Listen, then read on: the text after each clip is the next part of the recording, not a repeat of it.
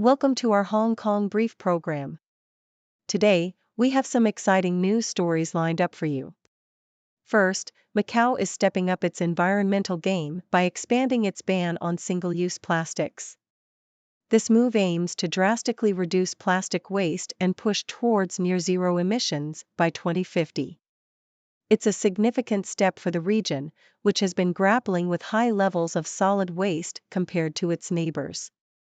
Next, in the world of finance, PricewaterhouseCoopers, PwC, has appointed a new China head, Daniel Li, amid ongoing scrutiny over their auditing of the troubled property giant, China Evergrande Group. Li is set to lead PwC China and Asia Pacific, marking the first time a mainland Chinese executive has taken the helm at one of the big four accounting firms in the region. Finally, over in the stock market, Hong Kong stocks have received a boost thanks to hopes of a U.S. interest rate cut.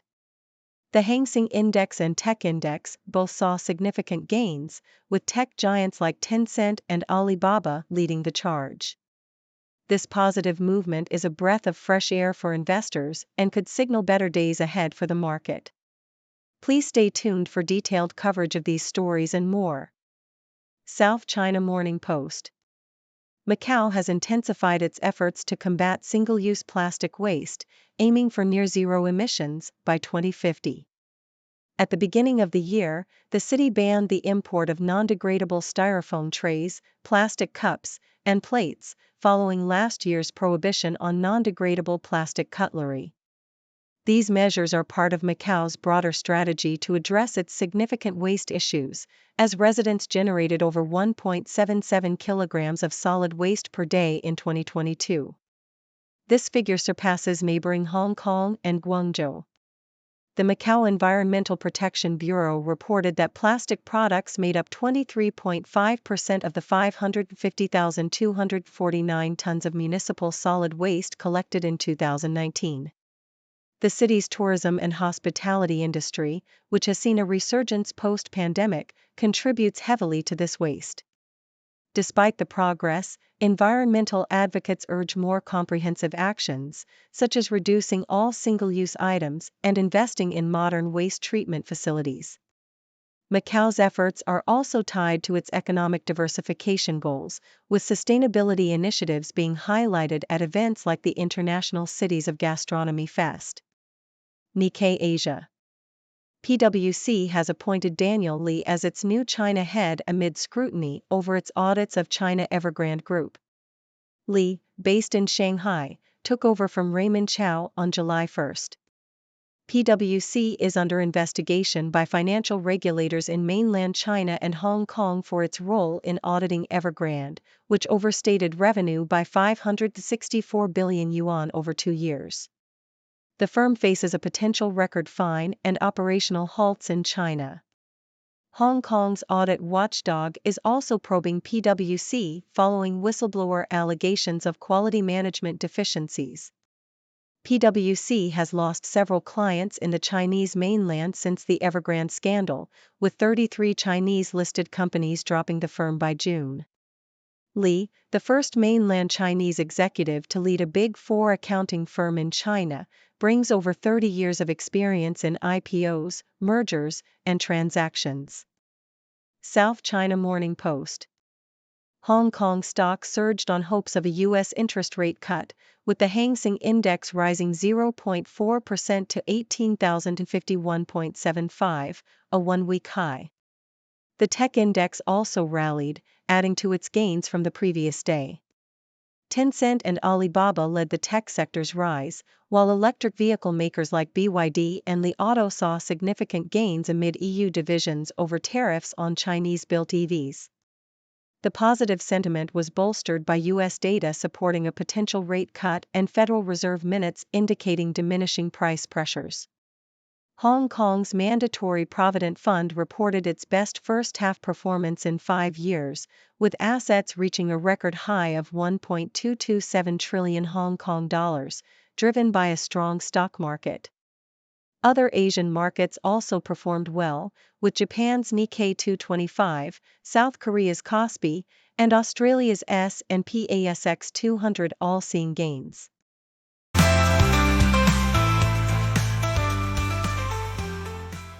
South China Morning Post.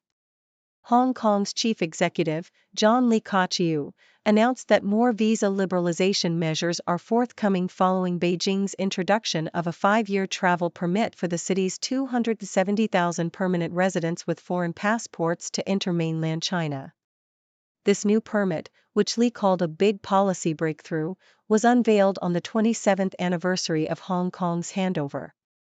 Lee highlighted that this initiative represents the second significant step in easing travel restrictions, following the fast-track application process for multiple entry visas for foreign employees of locally registered companies introduced last October. The business community has welcomed these measures, viewing them as initial steps towards seamless travel within the Greater Bay Area for non-permanent residents. South China Morning Post. Hong Kong's Mandatory Provident Fund, MPF, achieved its best first-half performance since 2019, with assets reaching a record high of 1.227 trillion Hong Kong dollars, $157.3 billion US, due to robust stock market rallies. The MPF's 379 investment funds collectively earned 59.6 billion Hong Kong dollars in the first half of the year, averaging 12,500 Hong Kong dollars per member. This performance marks a 7.6% asset growth, surpassing the previous record in June 2021. The eMPF platform's launch has further reinforced the MPF's robustness and security. U.S. stock funds led with a 13.6% return, followed by Japanese and Asian equity funds. Hong Kong and China equity funds performed best in the second quarter with a 6.9% return. Despite market fluctuations, MPF members are encouraged to adopt a long-term, diversified investment approach, with options like the Default Investment Strategy, DIS, performing well, showing gains of up to 6%. South China Morning Post. Hong Kong's judicial independence came under scrutiny when British Judge Jonathan Sumption resigned from the Court of Final Appeal, citing concerns over the city's shift towards totalitarianism. His resignation followed the conviction of 14 opposition figures in a national security trial, which he deemed legally indefensible. Sumption's criticism sparked a robust response from the Hong Kong government and raised questions about the role of foreign judges in the city's judiciary. Despite the controversy, Chief Executive John Lee Ka-chiu reaffirmed the continued inclusion of foreign judges to demonstrate transparency. The judiciary has seen a decline in overseas judges, from 15 in June 2020 to 8 currently.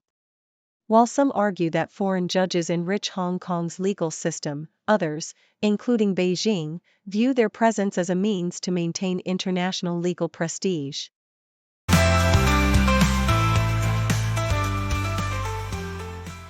South China Morning Post. Hong Kong police have arrested 2 men suspected of abducting a 3-year-old boy from TKO Plaza in Seng.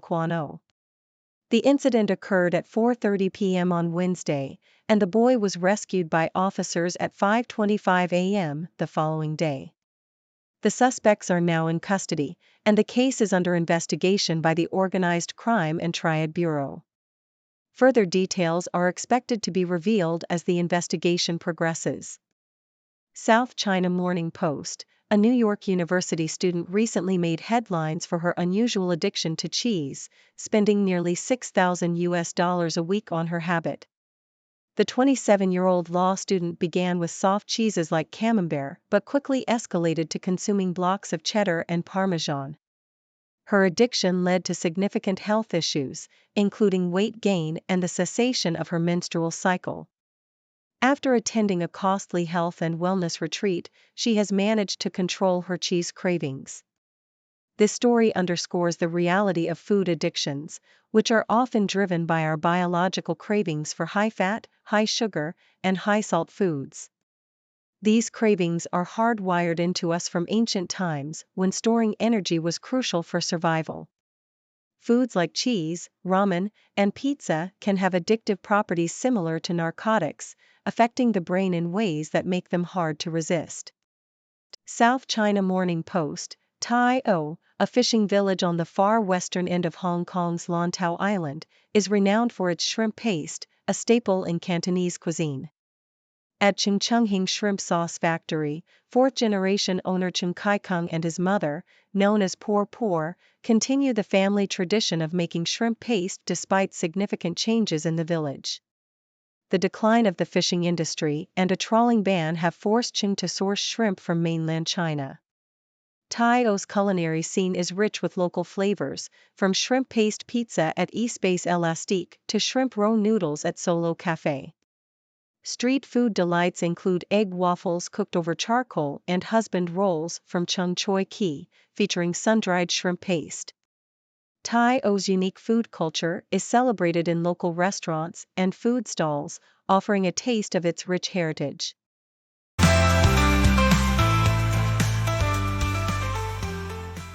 South China Morning Post. Siobhan Haughey has set her sights on breaking her own records at the Paris Olympics, aiming to bring a renewed sense of pride to Hong Kong. 3 years after her dual silver medal success in Tokyo, the 26-year-old swimmer is prepared to compete fiercely in the 100 and 200 meters freestyle events. Haughey believes that her success on the global stage can unite and inspire her hometown. Reflecting on the Tokyo Games, she noted how Hong Kongers gathered in public places to cheer for their athletes, and she expects a similar wave of support in Paris. Haughey's focus is on surpassing her personal bests rather than solely on winning medals. Training rigorously in Slovakia, she is also preparing mentally to stay calm and enjoy the competition. Her strategy has evolved to balance speed and endurance, aiming for more controlled and consistent performances.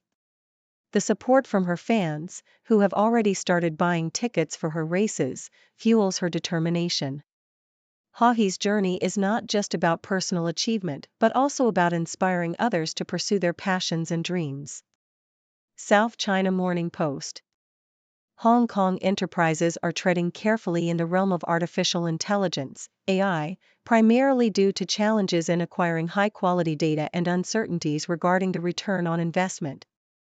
A survey by the digital consultancy 55, conducted during the Google Cloud Summit, revealed that many local firms have yet to embark on AI-driven projects.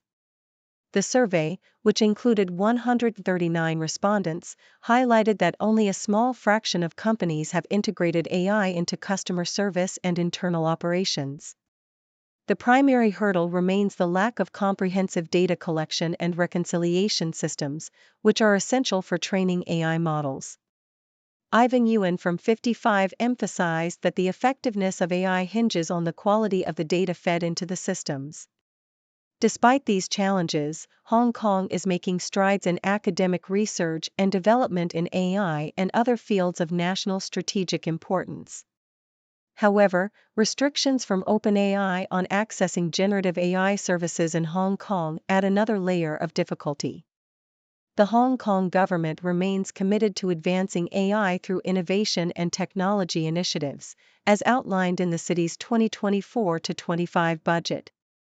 South China Morning Post. Foreign investors are increasingly drawn to China's domestic bond market, which has grown significantly since the Bond Connect mechanism was launched 7 years ago. The northbound Bond Connect has seen foreign holdings of onshore Chinese bonds surge nearly 4.8 times to 4.22 trillion yuan by May.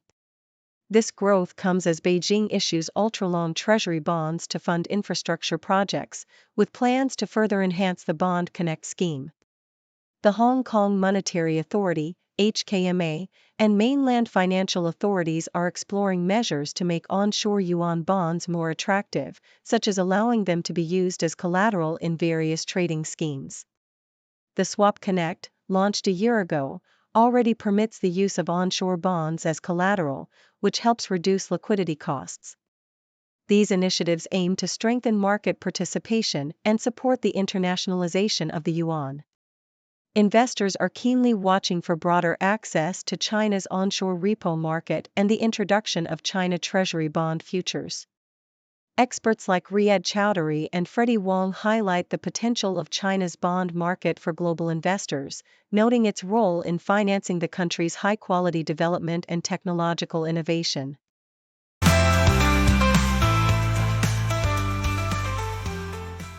SCMP opinion: Hong Kong's retail sector is facing a critical juncture as it grapples with declining sales and shifting consumer behaviors. Official figures reveal a stark 11.5% drop in retail sales for May, following a 14.7% decline in April. These numbers highlight a broader trend, with a 6.1% decrease in the first 5 months of the year compared to 2023. Factors such as the rise of online shopping, a strong Hong Kong dollar, and adverse weather conditions have contributed to this downturn.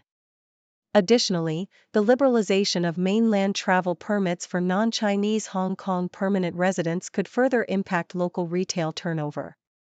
While developers have attempted to diversify mall experiences beyond shopping, the industry must undergo a comprehensive review to cater to evolving consumer preferences, particularly among middle-class and younger visitors who prioritize unique experiences over product choice and price. To stay competitive in the digital age, Hong Kong's retail sector needs to innovate and emphasize exceptional service. Australian Broadcasting Corporation: a significant increase in student visa fees has prompted many international students to reconsider their plans to study in Australia. From July 1, the visa application fee more than doubled from $710 to $1,600. This steep hike has caused students like Wang Chung from China to explore alternatives in Hong Kong or Europe. Similarly, Bhutanese single mother Karma Dima is finding it increasingly difficult to support her children's education in Australia due to rising costs. Jigme Lamo, preparing for a master's degree in IT at the University of Canberra, fears the fee hike will deter future Bhutanese students. Despite the federal government's assertion that the fee increase will fund important reforms and restore integrity to the international education system, experts predict a decline in international student numbers, which could significantly impact the Australian economy. Current students, such as Brazilian Henry Zampoli and Chinese Eric Shen, are also reconsidering their options, with many looking towards European universities as more affordable alternatives. South China Morning Post: Stephen Burkhoff's play Greek, a modern adaptation of Sophocles' Oedipus Rex, profoundly impacted Sean Curran, co-founder of Theatre du Pif in Hong Kong. At 23, Curran attended a performance at London's Wyndham's Theatre, which opened his eyes to a new form of theatre. Unlike his previous, uninspiring experiences with traditional plays like Romeo and Juliet, Burkhoff's production was a visceral, physical, and engaging spectacle. The minimalist set, intense performances, and relatable Cockney vernacular left a lasting impression on Curran. Inspired by Burkhoff's approach, Curran pursued training at Jacques Lecoq School in Paris, where he learned to create his own work rather than wait for opportunities. This experience shaped his career, leading him to co-found Theatre du Pif with Bonnie Chan, where they produce original, physically expressive theatre. Curran credits Burkhoff's influence for his enduring passion and success in the challenging world of theatre.